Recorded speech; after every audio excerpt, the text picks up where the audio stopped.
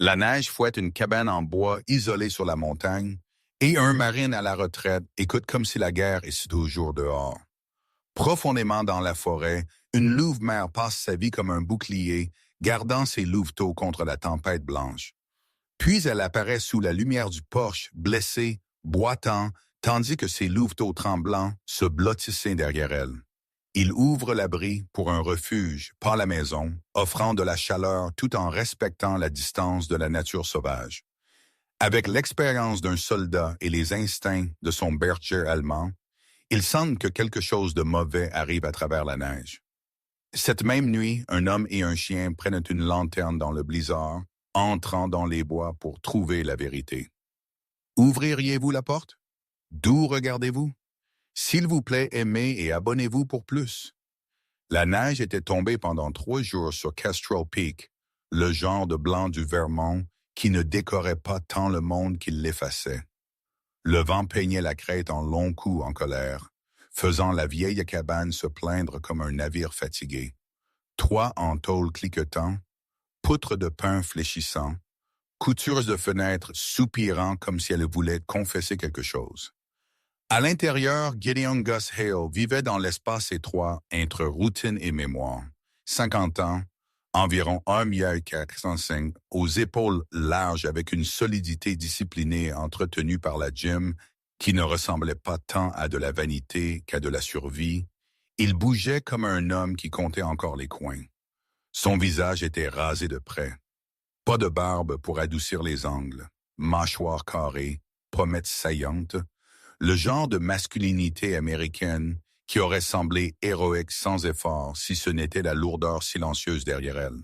Ses cheveux étaient brun foncé, coupés en un undercut soigné, gardés obstinément propres, même ici, comme si l'ordre pouvait être un petit barrage contre le flot de pensée. Ses yeux bleu-gris avaient cette concentration lointaine et stable de quelqu'un qui avait vu la violence d'assez près pour la sentir et n'avait jamais tout à fait cessé de l'écouter.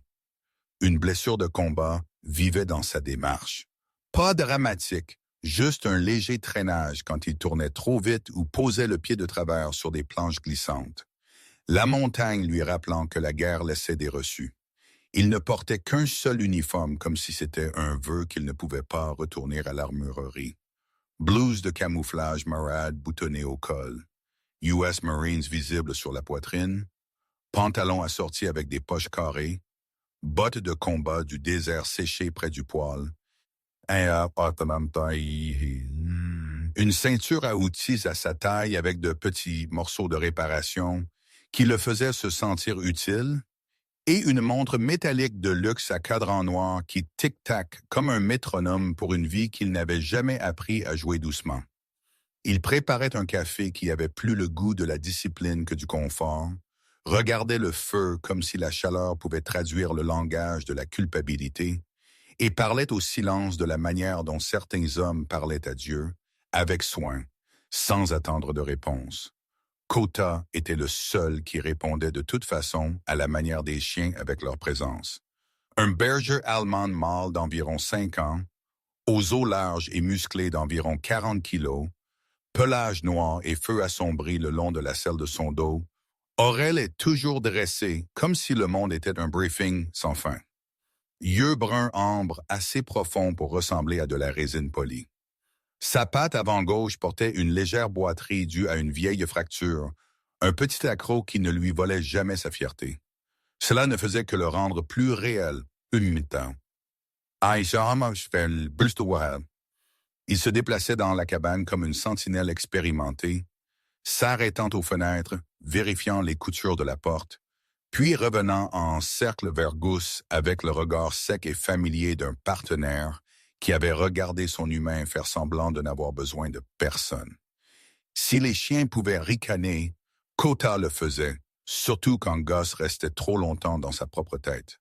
Gus marmonnait quelque chose sous son souffle, et Kota clignait lentement des yeux, l'équivalent canin de « Oui, monsieur, et la neige s'arrêtera quand vous cesserez d'être dramatique. » L'humour était petit, mais il comptait.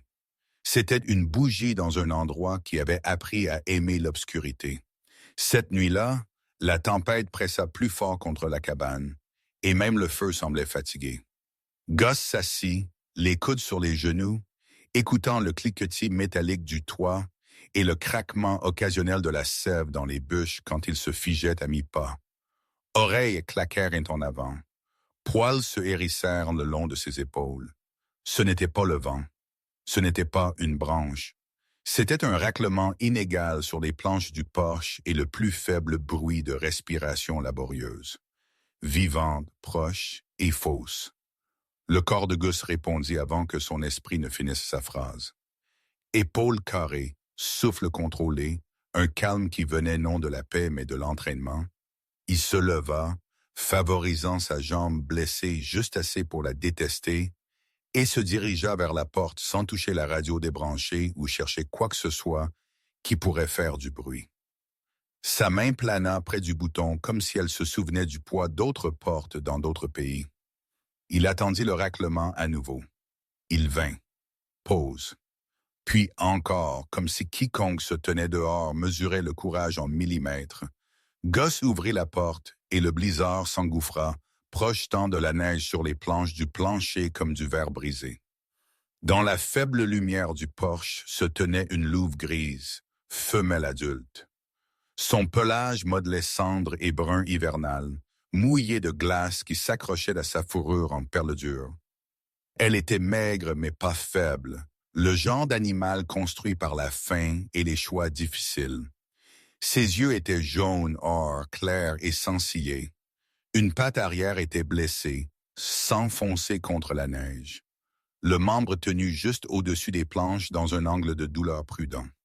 Derrière elle, à moitié engloutis par le blanc, il y avait 4 louveteaux, petits et tremblants, leurs corps serrés les uns contre les autres, yeux ronds brillants de peur et de vie têtue. Ils ressemblaient à de petites virgules dans la phrase de la tempête, attendant de voir si le monde les laisserait continuer. La mère ne gémit pas. Elle ne supplia pas. Elle se tint assez droite pour faire en sorte que le froid semblait être son allié. Et elle rencontra le regard de Gus comme si elle posait un serment silencieux sur le seuil. Pas nous sauver, mais nous laisser survivre. Kota s'avança, bloquant Gus avec son corps, mais sans se ruer. Il renifla une fois, longuement et profondément, puis resta immobile. Pas de grognement, pas d'aboiement. Une décision prise quelque part plus ancienne que l'entraînement. Gus déglutit, sentant la douleur dans sa poitrine se transformer en quelque chose d'inconnu. Une responsabilité qui ne ressemblait pas à un fardeau, mais à une corde lancée à un homme qui se noie. Il parla doucement, voix rauque par désuétude. Doucement. Je ne suis pas votre ennemi. Les oreilles de la louve tressaillirent et elle cligna des yeux une fois, lentement, délibérément. Kota regarda Gus en arrière, yeux ambre fixes, comme pour dire « Ce n'est pas une proie, ce n'est pas une menace, c'est une mère ». La tempête poussa à la porte encore, impatiente, et Gus comprit quelque chose de simple et brutal.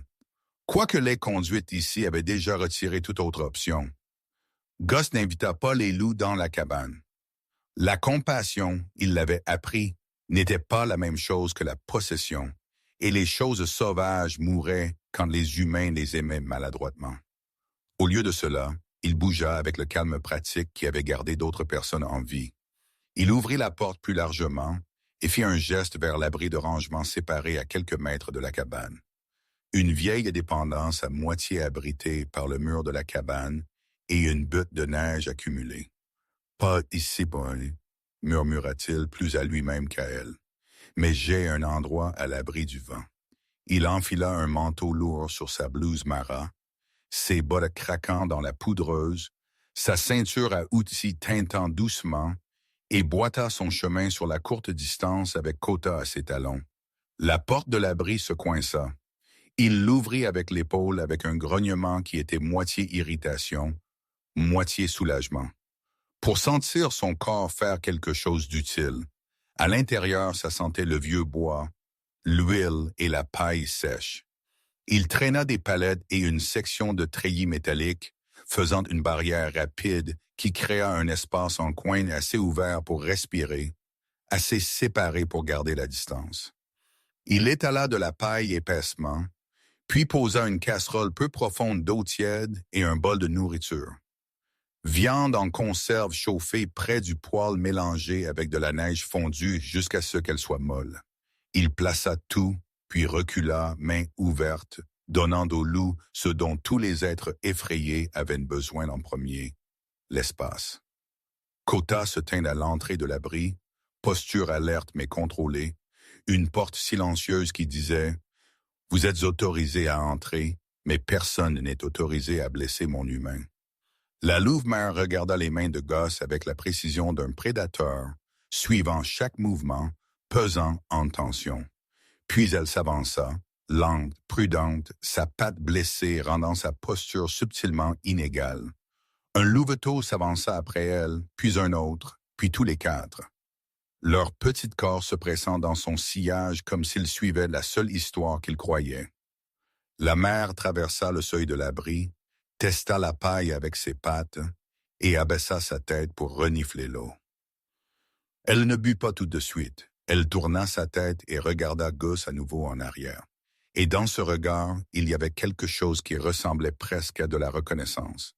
Pas personnelle, pas sentimentale, mais la compréhension aiguë de deux survivants qui avaient tous deux porté d'autres à travers des endroits qui voulaient leur mort.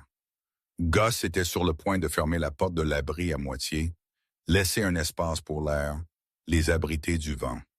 Quand le corps de Kota redevint tendu, pas au loup, mais au-delà d'eux vers la ligne d'arbres que la tempête avait transformée en un flou pâle.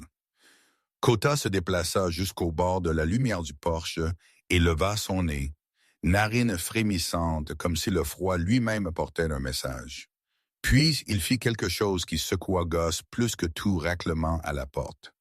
Kota gémit une fois bas. Pas agressif, mais avertissement, et gratta la neige près du seuil de l'abri, creusant assez vite pour exposer la couche compacte en dessous. Le son était faux, creux, comme si la neige reposait sur une poche d'air. Gus se figea. Son esprit, entraîné à trouver des pièges, traduisit la sensation en un seul mot qu'il haïssait. Instable. La montagne donna un coup sourd et lointain. Pas le tonnerre, pas un arbre qui tombe, mais un pouls sourd à travers le sol, assez subtil pour qu'un homme moins entraîné l'aurait écarté comme de l'imagination. Kota regarda dans le blanc et garda ce regard comme s'il pouvait voir à travers le temps. Gus sentit sa gorge se serrer. Il était venu ici pour échapper au sentiment que le monde pouvait changer en une seconde. Pourtant, voici ce sentiment à nouveau, livré non par des coups de feu, mais par l'instinct d'un chien et le souffle d'une montagne. La louve-mère, sentant le changement, se raidit aussi, ses oreilles se dressant, ses louveteaux se pressant plus près de son ventre. Pendant un battement de cœur, humain, chien et loup étaient alignés par la même logique ancienne. La tempête n'était pas le seul danger en mouvement cette nuit. La main de Gus plana au-dessus de la porte de l'abri. Il ne la ferma pas. Il la laissa ouverte une fraction plus large que prévu, comme s'il faisait de la place non seulement pour les loups, mais pour toute vérité que le chevalier portait vers lui. Il retourna à la cabane et apporta une autre couverture, la déchirant en bandes sans réfléchir. Main qui avait autrefois attaché des garrots pliant maintenant de la chaleur pour des louveteaux sauvages. Kota suivit, jetant un coup d'œil entre Gus et la ligne d'arbres, avec une vigilance qui ressemblait inconfortablement à du devoir. Gus plaça les morceaux de couverture à l'intérieur de l'abri, puis recula à nouveau. La louve-mère but finalement lentement et régulièrement, puis poussa le bol vers ses louveteaux avec l'autorité douce d'un parent qui ne pouvait pas se permettre la douceur. Les louveteaux la perdent maladroitement, langues trop petites pour la tâche, renversant plus qu'ils n'avalaient, et Gus sentit un bref et absurde scintillement d'humour. Même dans les blizzards, les enfants étaient désordonnés. C'était la première fois que sa bouche se souvenait presque de comment sourire. Puis la mère s'installa, enroulant son corps autour des louveteaux comme un mur vivant.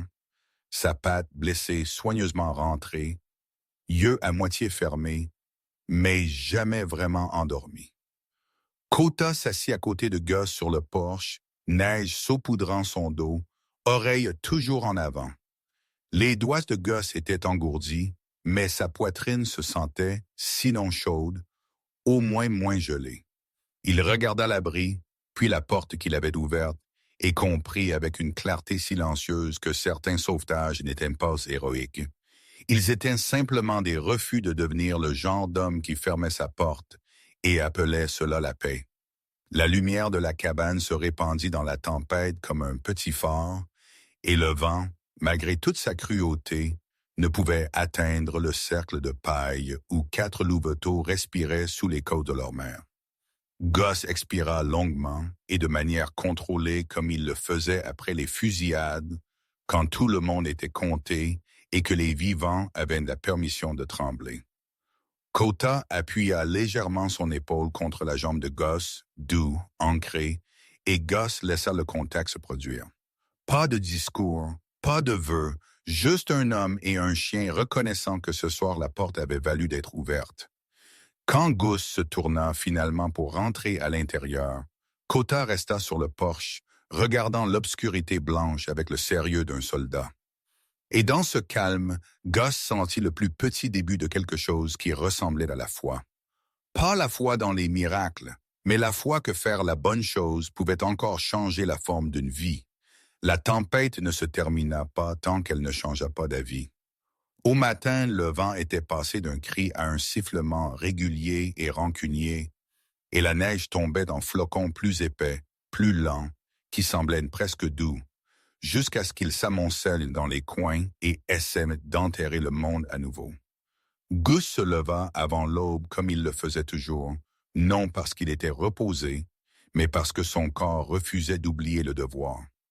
La cabane était sombre, le feu réduit à des charbons patients. Son souffle resta brièvement dans l'air quand il sortit. Col Mara boutonné serré, bottes du désert mordant dans les congères croûtées, la montre à cadran noir tic-tac contre son poignet comme un rappel que le temps bougeait même quand les gens essayaient de s'y cacher. Kota était déjà là, berger allemand, épaules carrées, oreilles dressées, yeux ambre tranchants à travers le gris. Il n'aboya pas. Il ne fit pas les 100 pas. Il se tint simplement là et regarda l'abri comme un bon soldat regarde une porte. Calme, vigilant, prêt, Gus traversa les quelques mètres jusqu'à la dépendance avec sa légère boiterie, portant un petit kit et des lingettes sceptiques, des bandes de tissu propre déchirées d'une vieille flanelle, un rouleau de gaz qu'il gardait pour sa propre jambe quand elle s'enflammait. Il s'arrêta au seuil et n'entra pas. La louve mère gisait à l'intérieur sur la paille, corps courbé autour de ses 4 louveteaux comme une barricade vivante. Son plage avait séché en une tapisserie rugueuse incrustée de glace, de cendre et de brun. La blessure sur sa patte arrière était toujours en colère, sang foncé contre paille pâle, le membre replié dans un angle de douleur prudent. Mais ses yeux étaient fixes. Elle regardait les mains de Gus, pas son visage. Cela lui disait tout. Elle faisait plus confiance au mouvement qu'à l'intention. Gus posa le kit près de l'entrée, puis recula d'un pas entier. Seulement quand il n'était plus au-dessus d'elle, parla-t-il doucement et uniformément. « Je vais aider votre patte. Je ne vais pas toucher vos bébés. » La louve ne bougea pas, mais ses oreilles tressaillirent. Kota resta à côté de Gus, légèrement incliné vers l'avant, non comme une menace, mais comme une limite. Sa présence disait dans une langue plus ancienne que les mots que cet espace avait des règles maintenant. Gus tendit un bras lentement, paume vers le bas, et glissa une lingette antiseptique sur le sol saupoudré de neige vers la louve. C'était une étrange offrande, propreté humaine dans une tanière sauvage, mais c'était tout ce qu'il avait. Il attendit. Après un long moment, la louve se déplaça vers l'avant juste assez pour que Gus voie son souffle s'embuer. Puis elle se retira à nouveau comme si elle testait la ligne et la trouvait acceptable. Gus prit cela comme permission, non de réduire la distance, mais de faire le travail avec respect. Il n'atteignit pas sa patte. Au lieu de cela, il plaça une casserole peu profonde d'eau tiède près de la paille, puis un bol de nourriture réchauffée plus loin des louveteaux, lui rendant plus facile de manger sans les laisser exposer. Les louveteaux s'agitèrent, petits corps tremblants, nez fouinant l'air, un piaille mince comme la première flamme d'une allumette. La mère baissa immédiatement sa tête pour le pousser près, son museau doux, ses yeux ne quittant jamais Gosse. Quand elle mangea finalement, elle le fit à la manière des parents épuisés. 2 bouchées rapides. Puis elle s'arrêta et se tourna vers ses louveteaux, poussant le bol une fraction vers eux, comme si le reste de sa force appartenait à leurs estomacs. Gosse sentit l'ancienne douleur dans sa poitrine se déplacer. L'amour, pensa-t-il, était une créature qui continuait à donner même quand elle n'avait plus rien. Kota expira par son nez, un souffle discret comme s'il était d'accord. Gosse attendit une accalmie dans l'attention de la mère, puis prit la lingette antiseptique et la pressa d'abord sur sa propre paume, la laissant voir le mouvement. Il nettoya sa main comme un rituel de sécurité. Puis, gardant son corps incliné de côté, non menaçant, il atteignit seulement le point de l'embrasure de la porte de l'abri et étendit la lingette vers la patte arrière blessée sans entrer complètement dans son espace. Les lèvres de la louve se contractèrent. Pas un grognement, mais un avertissement. Goose s'arrêta instantanément. Il ne discuta pas avec la mère en douleur. Il posa la lingette à nouveau et recula. « D'accord, » murmura-t-il. « Nous ferons cela à votre manière. » Il alla chercher un long morceau de bois plat, le glissa le long de la paille comme un pont, et plaça la lingette à son extrémité, assez près de sa patte pour qu'elle puisse l'atteindre avec son propre museau. Puis il recula. La louve fixa l'offrande. Puis lentement, suspicieusement, elle baissa sa tête et utilisa ses dents pour tirer le tissu plus près. Elle le pressa elle-même sur la blessure, pas avec expertise, mais avec l'intelligence tenace d'un animal déterminé à survivre. Goose regarda, étonné de la simple dignité de cela.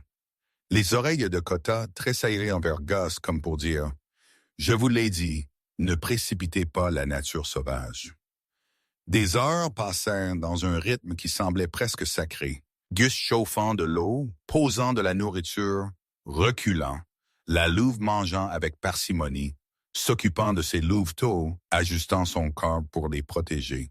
Kata montant la garde entre cabane et abri comme une clôture vivante. La tempête s'adoucit, puis s'épaissit à nouveau. La neige glissa des avant-toits.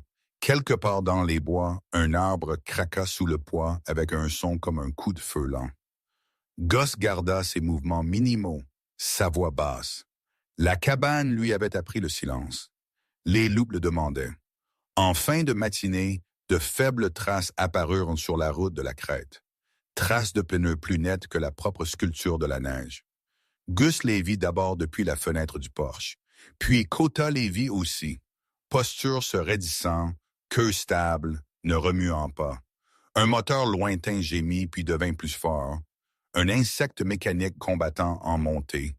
La main de Gus plana près du loquet de la porte. Pas la peur, juste la préparation. Il monta sur le porche, la lumière pâle aplatissant le monde en nuances d'os et d'ardoise.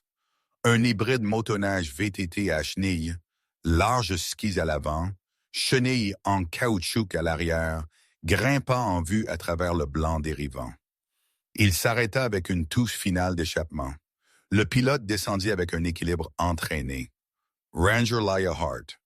Elle avait 38 ans, athlétique à la manière tranquille de quelqu'un qui vivait dehors toute l'année. Pas volumineuse mais dure. Épaules carrées sous une parka USFS verte forêt avec un patch sur la manche. Ses cheveux noirs étaient tirés en une queue de cheval basse sous un bonnet tricoté. Pas de boucles égarées autorisées à flirter avec le vent. Son visage était anguleux, yeux vifs et intelligents, du genre qui mesurait les distances vite et lisait les mensonges encore plus vite. Elle portait une radio sur son épaule et bougeait avec un calme qui n'avait pas besoin de s'annoncer. Son expression s'adoucit seulement légèrement quand elle vit Gosse, comme quelqu'un qui avait été entraîné à attendre des ennuis, mais espérait toujours de la décence. « Vous avez eu la lumière de votre Porsche allumée toute la nuit ?» appela-t-elle, voix ferme, coupant net à travers le vent. C'est soit une gentillesse, soit une urgence. Gus répondit avec son économie sèche habituelle. Dépend qui demande. Les yeux de Laïa papillonnèrent vers Kota. Le berger allemand se tenait près de la jambe de Gus, oreilles en avant, calme, mais clairement en charge de ses propres limites. La faible boiterie de sa patte avant gauche ne diminuait pas l'autorité de sa posture. Laïa hocha la tête une fois, reconnaissant le chien comme un collègue. « Il n'est pas juste un animal de compagnie, dit-elle. La bouche de Gus tressaillit. « Non, c'est mon délégué syndical. » Laïa faillit sourire, puis se retint, le professionnalisme reprenant sa place. Elle s'approcha, bottes craquant, et son regard glissa au-delà de Gus vers l'abri. « J'ai traqué Prince près de la ligne de patrouille, dit-elle, voix baissée comme si la montagne elle-même pouvait l'entendre. « Gros? Pas un cerf, pas un coyote. » Gus ne le nia pas. Il se tourna juste légèrement, la laissant voir la porte de l'abri, un bocal, une fissure prudente. Laïa expira lentement, un son qui contenait à la fois sympathie et calcul. « Lousse, dit-elle, pas surprise mais concernée. Et des louveteaux. » Gus hocha la tête. 4. Les yeux de Laïa se plissèrent. Elle pesait 2 lois à la fois. La loi de la nature sauvage disait « Laissez le sauvage être sauvage ». La loi des gens disait « N'interférez pas, n'habituez pas, ne rendez pas un prédateur dépendant ». Pourtant, la loi du temps ne se souciait pas de la politique. Elle tuait sans discernement. Elle marcha vers l'abri, mais s'arrêta bien avant le seuil, reflétant le respect de Gus pour la distance. Elle s'accroupit, sa main gantée planant près de la paille, et écouta. À l'intérieur, les louveteaux firent leur petit bruit fin. La louve-mère bougea, un grondement d'avertissement bas profond dans sa poitrine. Laïa se figea instantanément, mains ouvertes, posture humble. « Doucement, dit-elle doucement. Je ne suis pas ici pour vous prendre. » Elle jeta un coup d'œil à Gus. « Vous avez fait de la bonne chose en les gardant séparés, » dit-elle. La chaleur de la cabane est tentante. C'est ainsi que la dépendance commence. Gus hocha la tête une fois, le compliment atterrissant plus lourd qu'il n'y paraissait. Laïa fouilla dans son sac et en sortit des fournitures, poudre d'électrolyte, tampons stériles, une petite bouteille d'antiseptique et un bandage plus épais conçu pour les blessures de terrain. « Tempête comme celle-ci, murmura-t-elle. Je ne peux pas les relocaliser en toute sécurité. Les routes sont trop mauvaises et le tranquillisant par ce froid est un pari. » Elle marqua une pause, les yeux durcissant avec la réalité. Mais les garder à long terme est aussi un problème. Les loups vivent par la distance. La voix de Gus resta égale. Je n'essaie pas d'apprivoiser quoi que ce soit. Le regard de Laïa glissa à nouveau. Alors vous comprenez la différence entre sauvetage et propriété. Gus donna un court souffle sans humour qui passa presque pour un rire. Je ne sers officiellement qu'un seul berger allemand. Les autres sont des locataires temporaires. Ça y est. La bouche de Laïa tressaillit. Un rapide éclair d'amusement comme la lumière du soleil traversant un nuage. Puis elle redevint sérieuse parce que le sérieux faisait partie de son travail et possiblement de sa nature. Voici le marché. Elle dit, vous continuez à faire ce que vous faites. Contact minimal, nourriture placée et on s'éloigne, pas de voix élevée, pas de les regarder fixement. Je marquerai cela comme une situation d'abri d'urgence. Temporaire. Si quelqu'un demande, vous ne les avez pas attirés. Vous avez fourni un tampon contre le temps. Elle tendit à Gus la poudre d'électrolyte et les bandages. Ses yeux retinrent les siens fixes. Et si la mère ne peut pas marcher quand cela se dégagera, vous m'appelez. Pas un voisin, pas un héros des médias sociaux. Moi. Gus prit les fournitures, ses grandes mains prudentes comme s'il recevait quelque chose de fragile. Compris. Laïa regarda son uniforme Mara, l'undercut soigné, la mâchoire rasée de près, et la montre qui semblait trop chère pour un homme vivant dans une cabane à moitié craquante. Elle ne posa pas de questions. Peut-être parce qu'elle pouvait déjà voir des réponses dans la façon dont ses épaules ne se relâchaient jamais complètement. « Vous êtes seul ici, dit-elle, pas comme une accusation, plus comme une observation. » Gus haussa les épaules. Un mouvement contrôlé, plus maintenant. Les oreilles des gars de Kota tressaillirent comme s'il approuvait l'honnêteté. Laïa se leva, brossa la neige de son genou et jeta un coup d'œil vers la crête au-delà de la cabane. « Encore une chose, dit-elle, les loups ne déplacent pas leurs louveteaux comme ça à moins qu'ils n'aient une raison. Tanière effondrée, pression d'inondation. » Sa voix se resserra légèrement, et Gus se souvint de Kota creusant dans la neige, le son creux en dessous, le coup sourd lointain qui avait voyagé à travers la montagne comme un battement de cœur. « J'ai senti quelque chose la nuit dernière, » dit Gus doucement. Pas le tonnerre. Les yeux de Laïa s'aiguisèrent. La montagne. Gus hocha la tête. L'expression de Laïa devint très immobile, la façon dont certaines personnes deviennent immobiles quand elles se souviennent de quelque chose qui leur a appris la peur. « Il y a une vieille pente au-dessus de la Face Nord, dit-elle. Histoire d'avalanche. Rien de majeur depuis des années, mais les tempêtes réécrivent les règles. » Gus regarda au-delà d'elle la blancheur, à la ligne de crête estompée par la neige qui tombait. L'histoire dans sa tête changea de forme. Ce n'était pas juste une louve-mère cherchant un abri. C'était un signal, un déplacement, un avertissement livré sur 4 pattes tremblantes, raccroché au milieu du chapitre. Alors que Laïa parlait, Kota bougea soudainement, pas vers l'abri, mais vers le bord du porche où le vent sculptait un mince ruban de neige ondulant. Il baissa sa tête et renifla, puis leva son museau haut, narines frémissantes. Il n'aboya pas. Au lieu de cela, il fit un son que Gus n'avait entendu qu'une poignée de fois, un gémissement bas et tendu qui portait l'urgence sans panique. Puis Kota pressa sa patte contre les planches du porche et regarda directement Gus, maintenant le contact visuel plus longtemps que d'habitude, comme s'il exigeait une traduction. Gus suivit le regard de Kota en haut de la pente. Pendant un battement de cœur, la chute de neige s'éclaircit, et à travers le gris, il la vit, une faible ligne courant sur la face de la montagne, subtile comme une cicatrice sous la peau, une ligne de fracture, pas large, pas évidente, mais là coupant d'une couture silencieuse à travers le manteau neigeux. Laïa le vit aussi. Son visage se crispa. « C'est nouveau, chuchota. C'est... chuchota-t-elle. La louve-mère dans l'abri gronda à nouveau, pas un avertissement cette fois, mais quelque chose de plus proche de l'agitation, comme si elle sentait le malaise de la montagne à travers ses os. À ce moment, Gus sentit les poils se dresser sur ses bras sous l'uniforme. La tempête avait amené des loups à sa porte, mais les loups lui avaient apporté une question à laquelle la montagne voulait une réponse. Quoi d'autre était sur le point de bouger? Laïa recula de la ligne de mire, tournant sa tête comme si elle écoutait la pente. « Je dois rapporter ceci, dit-elle rapidement.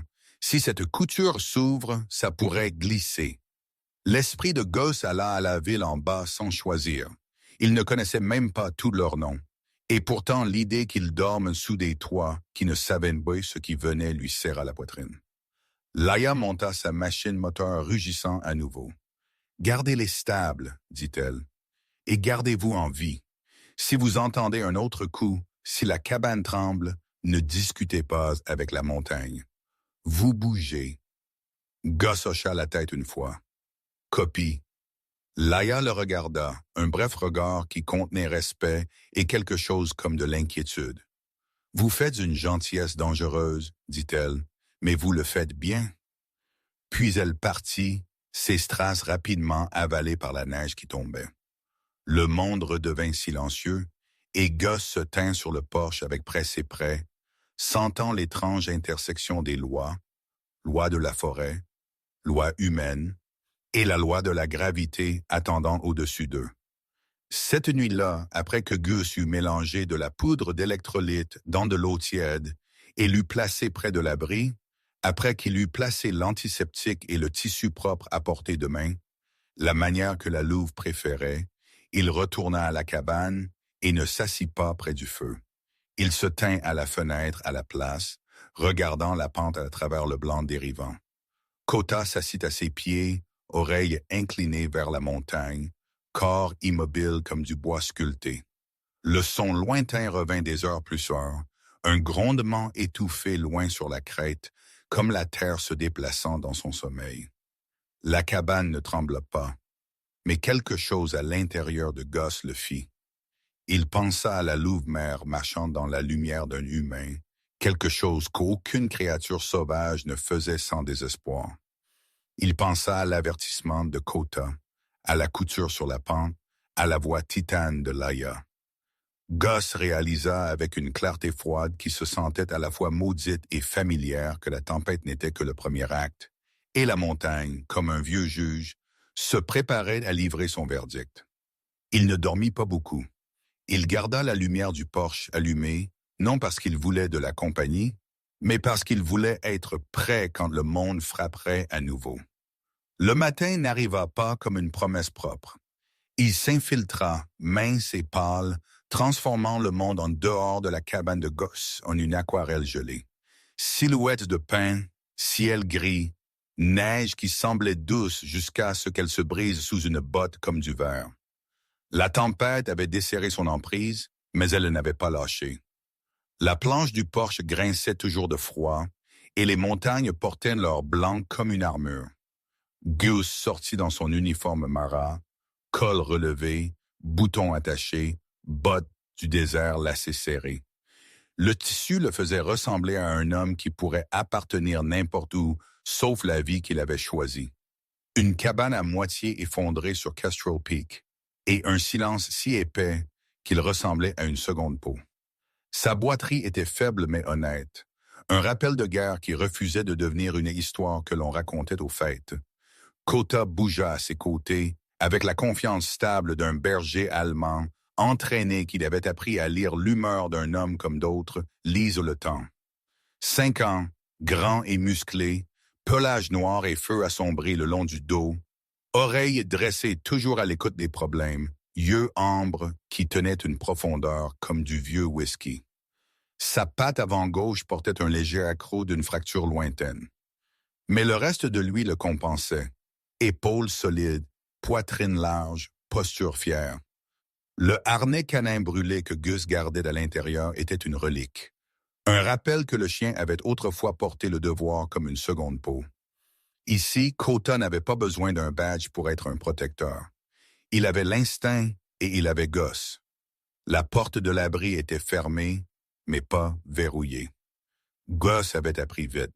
Dans la nature, on n'attrapait pas la gratitude. Vous offriez un abri et laissiez la créature décider si la miséricorde était sûre.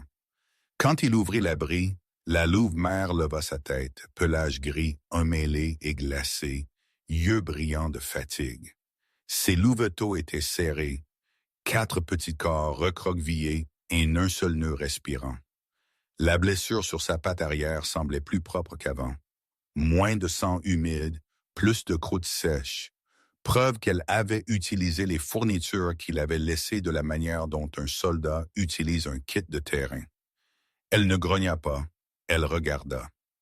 Kota resta au seuil, n'avançant pas, ne défiant pas, simplement présent.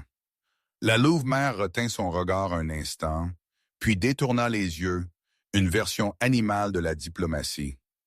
Gus posa de l'eau fraîche et une petite portion de nourriture et recula. Il se tournait pour partir quand Kota bougea, pas vers les loups, mais loin d'eux, vers la ligne d'arbres, tête basse, reniflant l'air comme si quelqu'un avait répandu un secret sur le vent.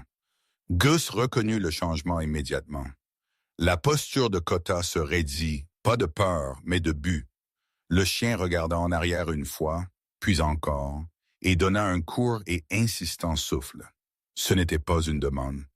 C'était un ordre livré en grammaire canine. « Venez maintenant. » Gus hésita parce que la cabane, l'abri, la trêve fragile derrière lui semblaient tous comme une mince île de contrôle. Mais les yeux de Kota retenaient cette certitude familière.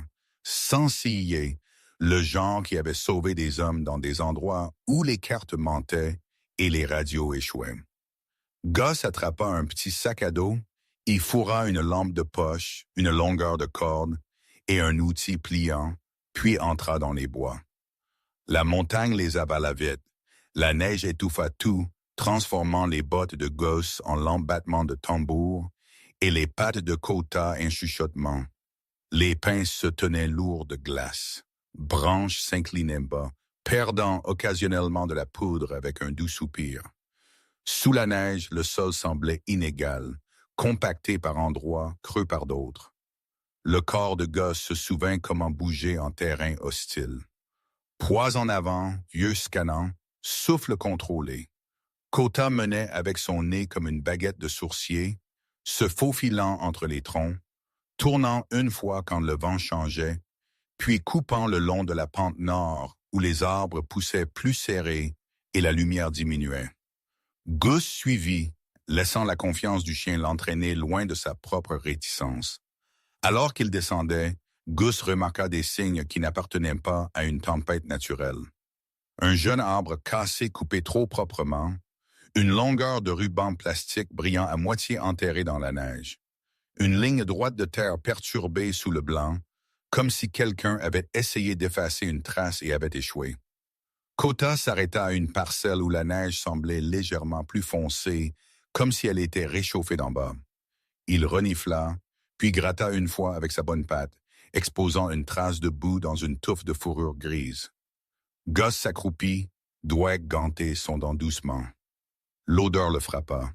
Animal, lait, terre humide, faible mais indubitable, une tanière, ou ce qui en avait été une. Il scanna le talus en avant et le trouva. Une vieille cavité près de la base d'un système racinaire, partiellement effondré. Son entrée s'était effondrée sous la neige et le bout remué. Le sol autour était poqué de dépressions peu profondes, de marques de pattes et de raclements frénétiques. La tempête avait fait des dégâts, oui, mais autre chose aussi. Il y avait une dureté à la destruction, une force brute qui ressemblait à une interférence. Gus se pencha plus près et vit une dispersion de poussière de pierre pâle mélangée à la neige, poudreuse, non naturelle, comme de la roche-forêt. À proximité, à moitié enfoui dans le givre, gisait un court morceau de cordon noirci, bord fondu, raide de froid. Les poils de Kota se hérissèrent, il n'aboya pas. Il fixa le cordon comme si cela l'offensait. La mâchoire de Gus se serra. Cordon comme ça ne venait pas des loups ou du temps. Ses yeux suivirent vers l'extérieur et attrapèrent de faibles sillons parallèles dans la neige, menant au site de la tanière. Large, peu profond, trop uniforme pour être une piste de serre. Traces de chenilles, le genre laissé par des machines à chenilles. Gus se leva lentement, la boiterie dans ses jambes soudainement plus perceptible alors que son corps se tendait. « Alors c'est pourquoi ?» murmura-t-il, bien que personne n'ait posé la question à voix haute. La louve-mère n'avait pas erré. Elle avait été déplacée. Il se déplaça le long du talus, suivant la faible ligne de trace, jusqu'à ce qu'elle traverse une parcelle de roche exposée où la neige avait été soufflée mince. Là, martelé dans la pierre, il y avait un piquet métallique surmonté d'un capuchon néon, un marqueur d'arpentage. À côté, une petite pancarte rectangulaire, le genre que les entrepreneurs plantaient comme des drapeaux de propriété, était coincé dans la neige. Gus l'effaça avec son gant. Les lettres étaient grasses et industrielles. Northline Aggregate en dessous en petits caractères. Préparation de site. Personnel autorisé seulement. Gus le fixa jusqu'à ce que les mots ressemblent à une insulte. Agrégat signifiait gravier. Gravier signifiait dynamitage. Dynamitage signifiait vibration à travers les eaux de la montagne. Et au-dessus d'eux, quelque part au-delà de la ligne d'arbre, il y avait la couture que Laia avait vue. Une ligne de fracture fraîche dans le manteau neigeux, subtil mais réel. Gus regarda la pente et sentit l'air lui-même changer comme si la montagne retenait son souffle. Kota avança, soudainement plus vite, tournant vers une large clairière où la neige gisait lisse comme un drap tiré serré. Le chien s'arrêta net, oreilles dressées, nez haut. Puis il commença à creuser. Pas un creusement joueur, le genre frénétique et intentionnel. La neige vola en arrière en arc pâle. Gus boita en avant, s'accroupit à ses côtés et aida avec ses mains gantées.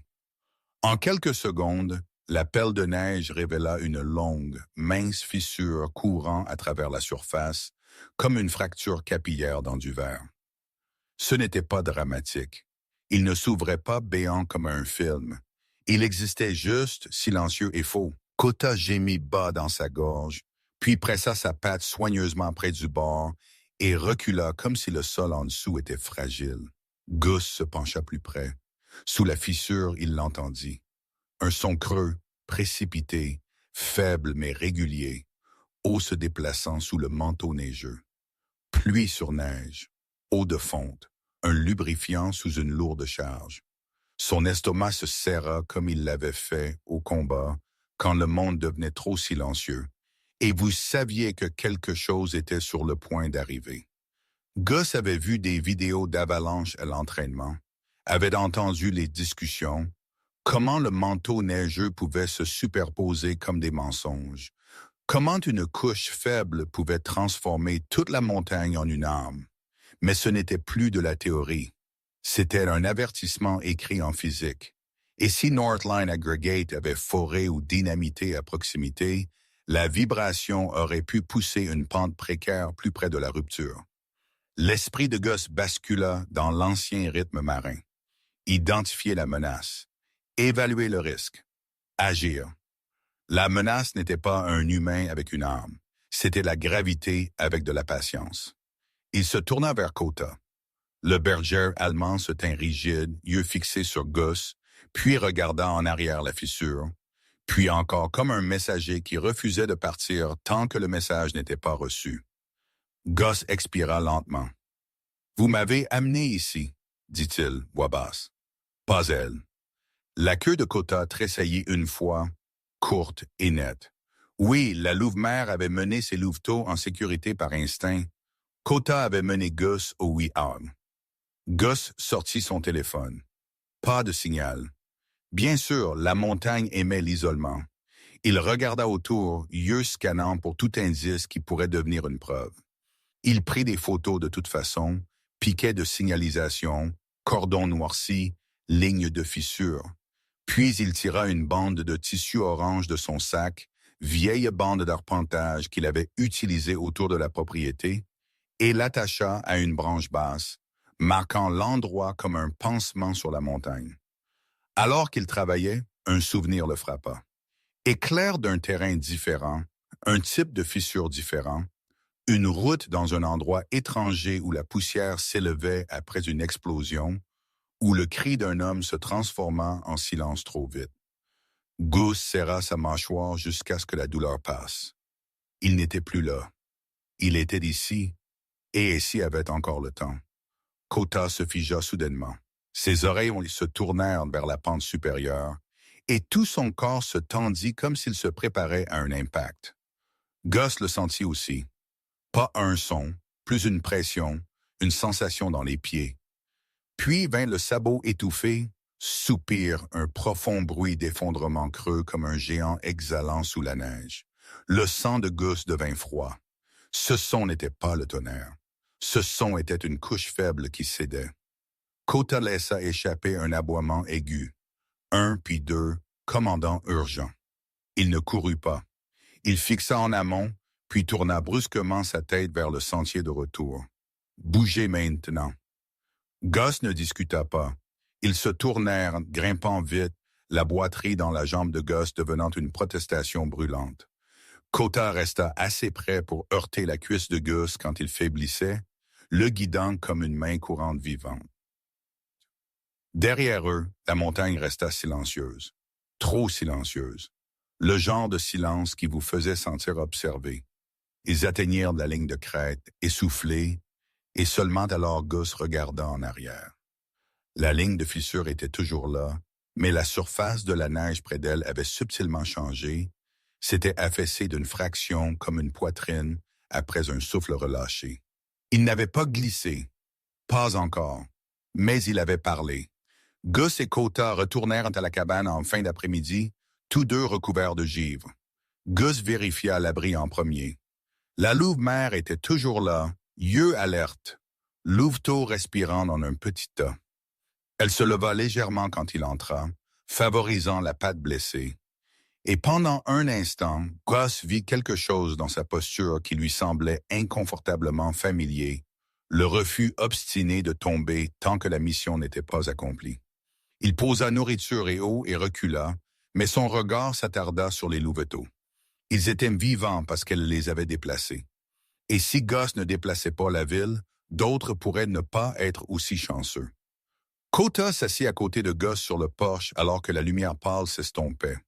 Le souffle du berger allemand soufflait régulièrement dans le froid, ses yeux ambres suivant la ligne de pente comme s'il pouvait voir à travers les arbres dans le temps. Gus regarda les montagnes et sentit son cœur taper un rythme qu'il n'avait pas senti depuis des années. La peur s'aiguisa en but. « D'accord, » dit-il doucement, plus à lui-même qu'au chien.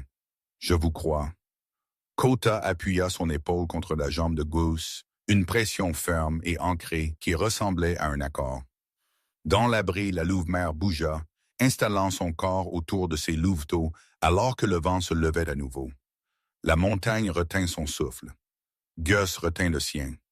Et quelque part entre eux, une boussole à 4 pattes avait pointé un soldat vers la responsabilité, vers des gens dont il n'avait pas prévu de se soucier, et un avertissement qu'il ne pouvait ignorer.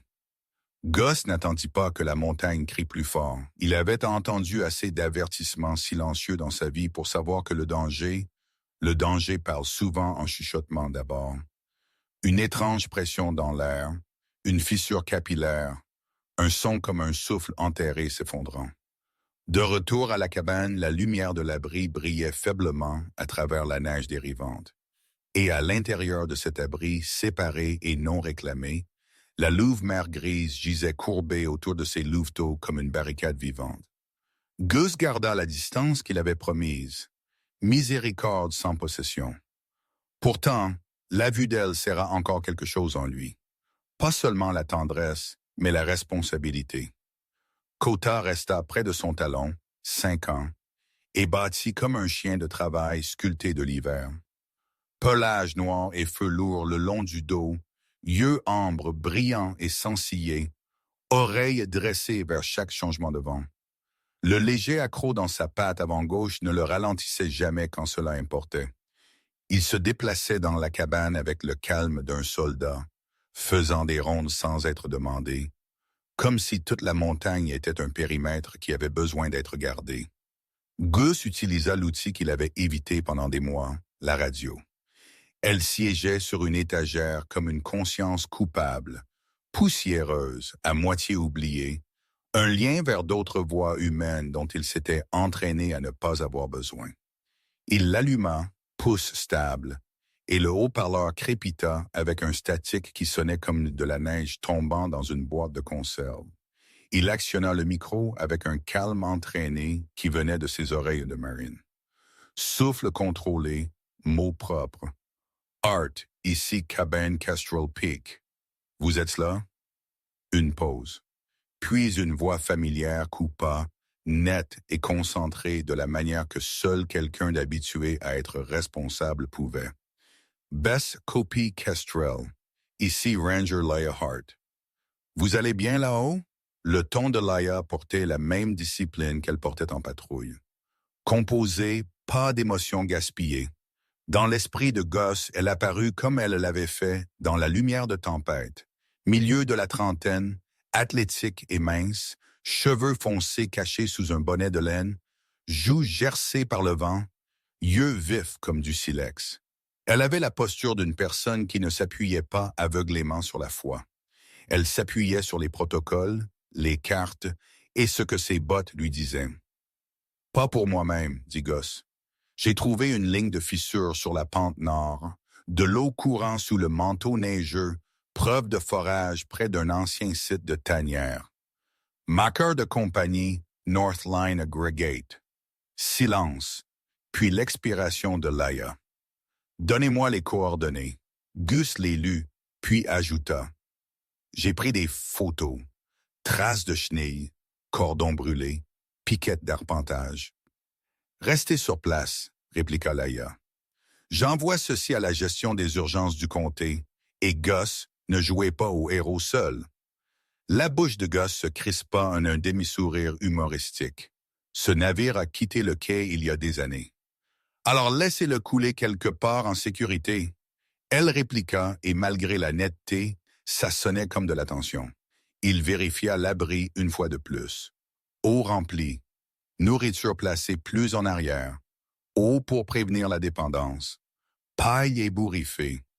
La louve-mère le regarda avec ses yeux fixes qui ne suppliaient pas, ne remerciaient pas, ne négociaient pas. Elle endura simplement. Kota se tint au seuil immobile comme une statue, comme si sa présence était un traité. Gus se déplaça vers la porte de la cabane, enfila sa veste d'uniforme Mara, serra sa ceinture à outils et jeta un coup d'œil à la montre de luxe à cadran noir sur son poignet. Un étrange contraste contre le camouflage, comme un rappel que le temps ne se souciait pas de ce qu'un homme avait été. « Nous descendons », dit-il à Kota. Les oreilles du chien se levèrent, queue basse, prêt. La descente vers Pine Haven n'était pas tant une route qu'une ligne obstinée sculptée à travers la forêt et la neige. Gus conduisit son vieux camion lentement, chaîne mordant dans la glace, phare coupant le blanc comme deux yeux fatigués. Kota roula droit sur le siège passager, nez travaillant, épaules tendues. De temps en temps, il laissait échapper un court souffle à une rafale passagère, comme s'il discutait avec le vent. Gus garda une main ferme sur le volant, l'autre reposant près de son couteau de poche, une vieille habitude qui n'avait rien à voir avec les loups ou les avalanches, et tout à voir avec des souvenirs qui ne se détachaient jamais complètement. Pine Haven apparut en dessous comme une poignée de lumière chaude éparpillée dans un bol de neige. Une petite ville du Nord qui essayait d'avoir l'air courageuse en hiver, un diner avec une enseigne néon bourdonnant à travers le givre, un magasin de quincaillerie avec des sacs de sel empilés comme des sacs de sable, un clocher d'église qui pointait vers le ciel comme s'il lui demandait d'être plus gentil. Gus gara près de l'hôtel de ville et sortit dans l'air qui sentait la fumée de bois et le diesel. Têtes se tournèrent. Les gens le connaissaient, l'homme sur le pic, qui ne descendait pas à moins qu'il n'y soit obligé. Certains le regardaient avec curiosité, d'autres avec l'inconfort fatigué réservé aux solitaires et aux vétérans qui portaient leur silence comme une arme. À l'intérieur de l'hôtel de ville, c'était lumineux et bondé, chauffé à une chaleur sèche qui faisait la peau de Gus se sentir trop exposée. Chaises pliantes, neige piétinée, manteaux accrochés aux balustrades. Une réunion était en cours. À l'avant, un écran de projecteur montrait un rendu propre et joyeux d'une nouvelle extension de route d'accès avec des flèches et des promesses. Un homme en manteau de laine polie parlait avec la confiance douce de quelqu'un qui n'avait jamais eu à déterrer un ami des décombres. Il avait un visage anguleux, une barbe soignée et un sourire qui n'atteignait jamais tout à fait ses yeux. Northline Aggregate est fier de s'associer à Pine Haven. Il dit « Emploi, transit plus sûr, commerce amélioré ». Gus sentit la posture de Kota Raid à ses côtés. Le nez du chien tressaillit, tête tournant légèrement vers l'homme, puis vers les portes arrière, comme s'il suivait une trace invisible. L'odeur d'huile peut-être, ou quelque chose de plus piquant. Gus marcha dans l'allée, bas de lourdes sur le sol, et la pièce se calma de cette manière que les foules font quand une tempête est entrée dans le bâtiment portant un corps humain. Laia se tint près du mur latéral, parka ouverte, radio clipsée à son épaule, bras croisés. Son expression disait qu'elle l'avait attendu, mais pas si tôt. Gus posa son téléphone sur la table avant, tourna l'écran vers l'extérieur et plaça des coordonnées imprimées dessus comme un mandat. Ce n'est pas à propos de vos diapositives, dit-il, voix basse mais portant. La pente nord au-dessus de la ville est fracturée. L'eau court sous le manteau neigeux. Il y a du forage près d'un site de tanière. Vous êtes assis sous un toit chargé. Quelques personnes se moquèrent. Quelqu'un marmonna. Il est paranoïaque. Une femme en bonnet tricoté chuchota. C'est l'homme de la montagne. Gus ne s'y a pas. Il avait été appelé pire par de meilleurs hommes. Le représentant de Northline leva les sourcils, souriant toujours. Monsieur, nous opérons dans le cadre de nos permis. Il n'y a aucune preuve de notre activité. Il y en a. Gus coupa et feuilleta les photos. Piquet d'arpentage, cordon brûlé, traces de chenilles, la ligne de fissure. Il n'embellit pas. Il ne dramatisa pas. Il posa simplement le témoignage de la montagne sur la table. Laïa s'avança. « J'ai vérifié l'emplacement du marqueur, dit-elle. Les traces sont cohérentes avec des machines à chenilles. Le site de la tanière montre des perturbations au-delà des dégâts de tempête. » À cela, le maire, un homme plus âgé aux yeux fatigués et au ventre mou de trop d'hiver, se frotta la tempe. « Nous avons besoin de quelqu'un qui puisse parler de la stabilité de la pente, dit-il, pas seulement des sentiments. » Et ce fut alors que Silas Wren se leva. Il se leva de la deuxième rangée lentement comme un homme dont les articulations avaient négocié avec le froid pendant des décennies. Silas avait la soixantaine, grand mais légèrement voûté, cheveux blancs peignés en arrière, lunettes à monture métallique perchées bas sur un long nez. Il portait un manteau de tweed qui sentait faiblement les vieux livres et le café, et il se tenait avec l'autorité tranquille de quelqu'un qui avait été assez ignoré pour cesser de désirer des applaudissements. « Je peux, dit-il. Sa voix n'était pas forte, elle n'avait pas besoin de l'être. Géologue à la retraite, 30 ans avec le service d'État. Je suis venu ce soir parce que je ne fais pas confiance au joli rendu. » Une ondulation de rire nerveux parcourut la pièce, et Silas se permit un mince sourire. L'humour comme une fusée éclairante pouvait éclairer un chemin sans le brûler. Il demanda à voir les photos. Gus lui tendit le téléphone. Silas étudia la ligne de fissure, le marqueur, les coordonnées de la pente, et puis il regarda la carte du projecteur comme si elle l'offensait personnellement. « Vous avez eu de la neige abondante pendant des jours, » dit Silas tapotant l'écran. « Puis une hausse de température. Pluie sur neige est un déstabilisateur connu. Si l'eau court sous la dalle, cela réduit la friction. Ajoutez des vibrations, du forage, des véhicules à chenilles, alors vous encouragez la défaillance. » Quelqu'un à l'arrière demanda. « Dites-vous avalanche? » Sia secoua légèrement la tête. Pourrait être un décrochement de plaques. Pourrait être un glissement de terrain sous le manteau neigeux. Dans les deux cas, la montagne ne se soucie pas de comment nous l'appelons. Le sourire de l'homme de Northline se crispa. Avec respect, ceci est spéculatif. Avec respect, Silas répondit, yeux calmes. La spéculation est ce qui fait tuer les gens quand ils refusent d'évacuer jusqu'à ce qu'une colline se présente à travers leur salon. La pièce bougea, le doute pencha vers la peur. Et la peur, quand honnête, peut devenir sagesse. Katz grogna soudainement, pas à Gus, pas à la foule, mais aux portes arrière. Le son était bas, contrôlé, un avertissement de chien de travail qui picota chaque colonne vertébrale dans la pièce. Les gens se tournèrent à travers la vitre. Une paire de phares approchait, trop brillant, trop proche. Un véhicule utilitaire à chenilles roula devant le bâtiment sur la route extérieure. Moteur cliquetant, châssis tintant comme des dents. Alors qu'il passait, Kota s'élança en avant juste assez pour que Gus attrape son collier et le nez du chien frémit fort, yeux vifs. Gus le sentit un battement de cœur plus tard. Diesel et quelque chose de métallique aigre en dessous. Un écho d'explosif d'une autre vie. À cette seconde exacte, les lumières de l'hôtel de ville vacillèrent. Pas une panne complète, juste un bégaiement comme si le bâtiment clignait. Puis un boom lointain, étouffé, profond, voyageant à travers le sol plus que l'air. Le genre de son que vous sentez dans vos os avant de l'entendre. Le silence suivit, épais comme la neige. Personne ne parla. La bouche du maire s'ouvrit et se ferma comme un homme cherchant le vieux monde où les réunions restaient polies. Laia était déjà en train d'atteindre sa radio. Le visage de Silas devint très immobile. Gus relâcha le collier de Kota lentement, son pouls stable de cette terrible manière qu'il avait au combat. Calme-né de savoir exactement ce qui vient ensuite si vous ne faites rien. Que Gus dit doucement et la montagne qui répond. Le maire se leva.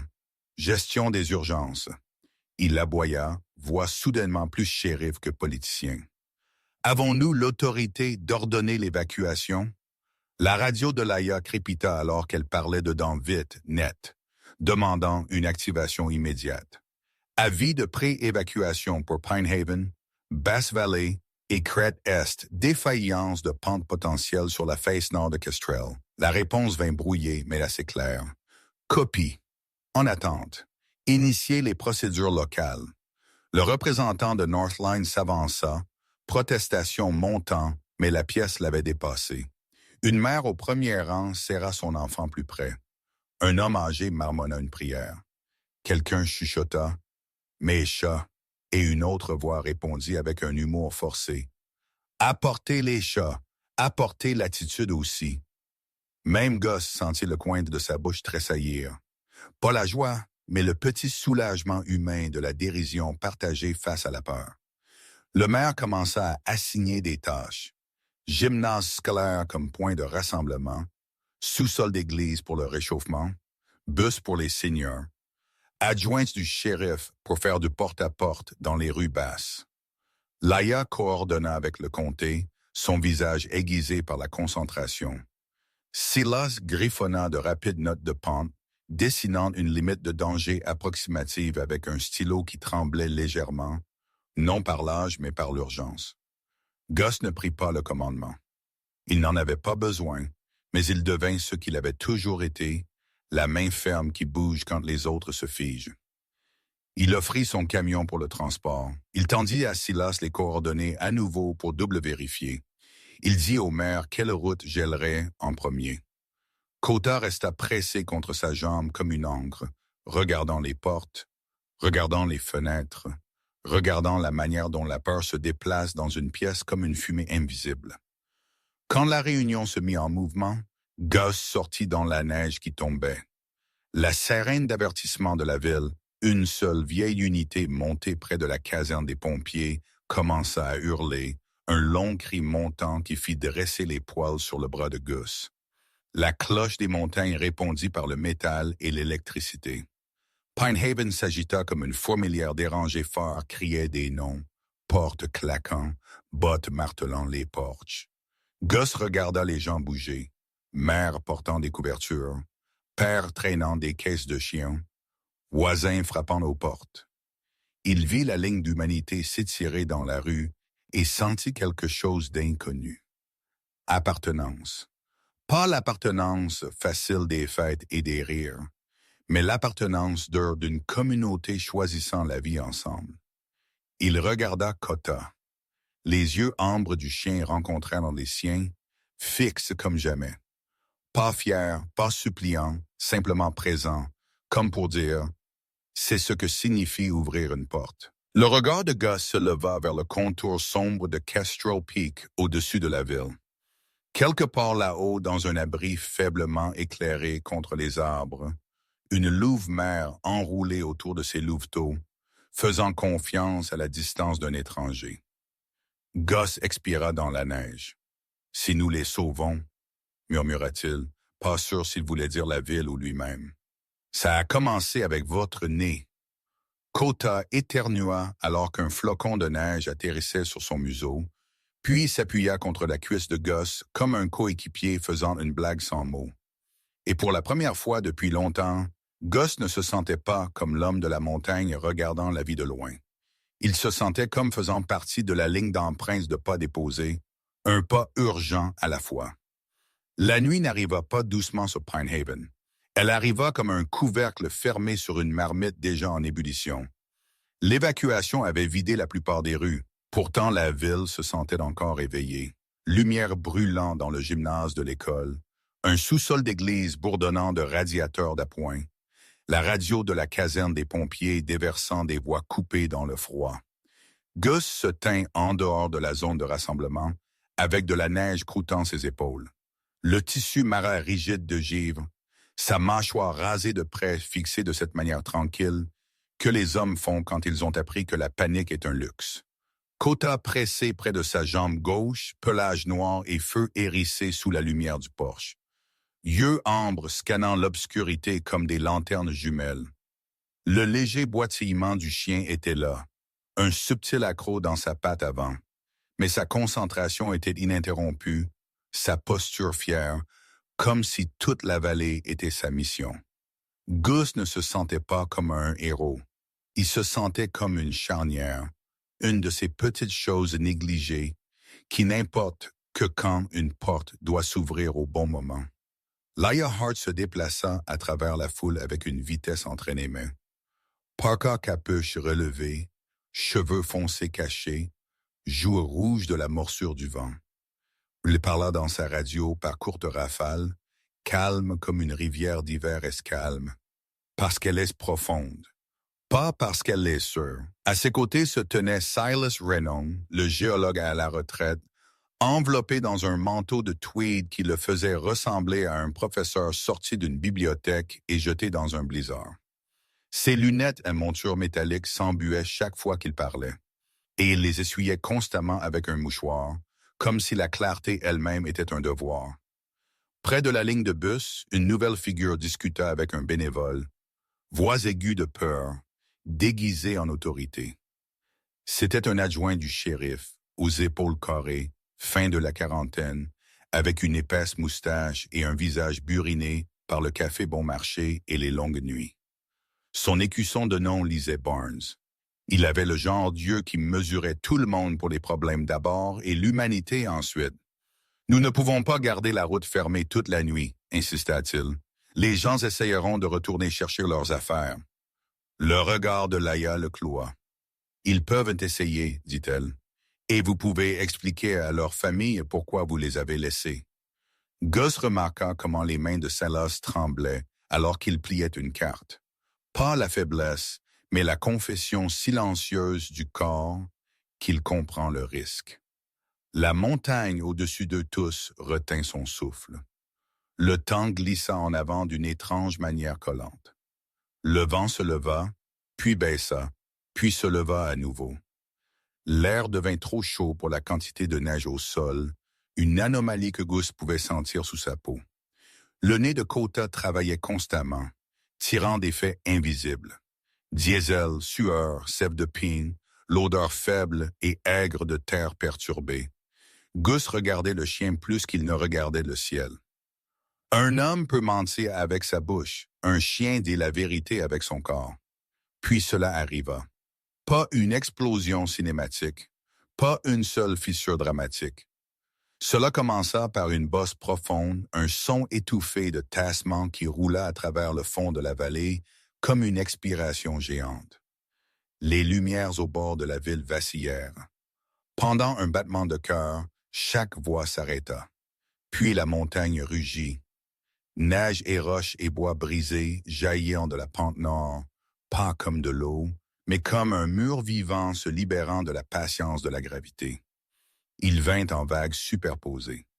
D'abord de la poudre qui sauta dans l'air comme de la fumée, puis des dalles plus lourdes qui cassèrent des arbres comme s'ils étaient des allumettes.